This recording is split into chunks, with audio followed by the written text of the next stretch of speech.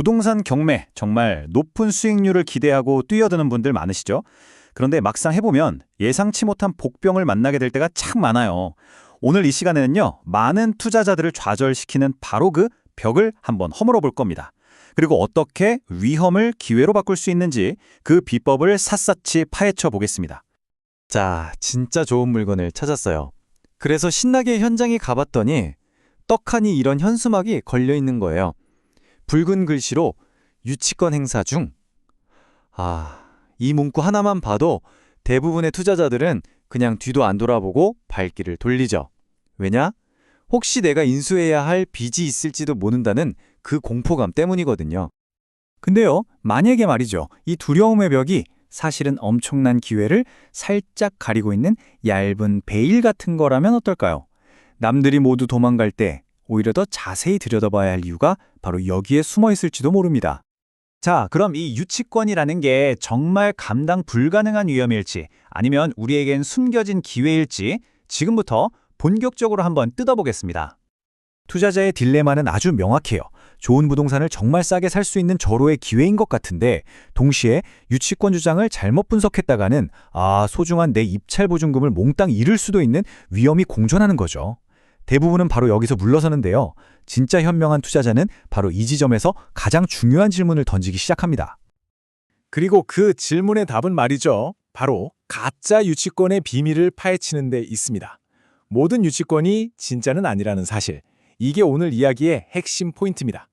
가짜 유치권을 가려내는 열쇠, 그건 바로 결련관계라는 법률 원칙에 있어요. 이게 좀 어려워 보이지만 아주 간단합니다.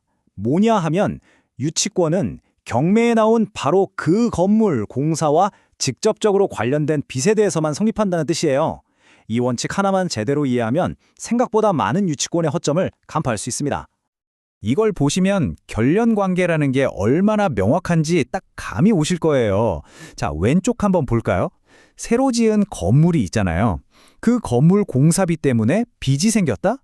그럼 당연히 그 새 건물에 유치권이 성립되는 게 맞아요. 아주 당연하죠. 근데 오른쪽은 달라요. 같은 땅에 있던 옛날 건물 철거 비용 가지고 뜬금없이 새로 지은 건물의 유치권을 주장한다? 이건 법적으로 보면 전혀 아무 상관없는 이야기가 되는 겁니다. 바로 이게 핵심이에요, 이게. 말이 나온 김에 이 원칙을 아주 명쾌하게 보여주는 실제 판례를 하나 같이 보시죠. 이른바 철거비의 진실을 밝힌 결정적인 사건입니다. 대구 고등법원에서 있었던 일인데요. 자, 스토리는 이렇습니다. 한 땅에 낡은 건물이 있었고 어떤 업자가 그걸 철거했어요. 그럼 당연히 철거비 빚이 생겼겠죠. 그 후에 그 땅에 아주 멋진 새 건물이 지어졌습니다. 그랬더니 갑자기 철거업자가 나타나서 옛날 건물 철거비를 못 받았다면서 엉뚱하게도 이 새 건물에 떡하니 유치권을 주장한 거예요. 결과는 어땠을까요? 법원의 판단은 아주 명확했습니다. 그 유치권은 무효다라고 말이죠. 법원의 논리는 정말 간단하고 명쾌했어요.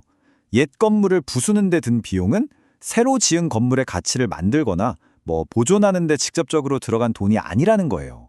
그러니까 철거는 그냥 철거일 뿐이고 신축 공사랑은 완전히 별개의 공사라는 거죠. 이게 바로 결련관계가 없다는 명백한 증거가 된 겁니다. 자, 이제 원리를 어느 정도 이해하셨죠? 그럼 실전으로 한번 넘어가 볼게요. 유치권을 마주했을 때 우리가 직접 그 허점을 깨뜨릴 수 있는 5가지 분석 방법을 지금부터 알려드리겠습니다. 자, 하나씩 차근차근 짚어볼게요. 첫째, 채무 내용을 확인해야 합니다. 이 빚이 정말 이 건물 자체의 공사비인지 아니면 땅 고르는 비용이나 아까 말한 철거비 같은 다른 비용인지 반드시 구분해야 해요. 이게 가장 기본입니다. 다음 두 번째, 서류 분석. 그냥 현수막만 덜렁 믿지 마시고 공사 내역서를 아주 꼼꼼히 뜯어봐야 합니다. 어떤 공정에 얼마가 들어갔는지 분석하는 습관, 이게 정말 중요해요. 세 번째, 그리고 이건 아주 중요한 단계인데요. 바로 현장으로 달려가는 겁니다.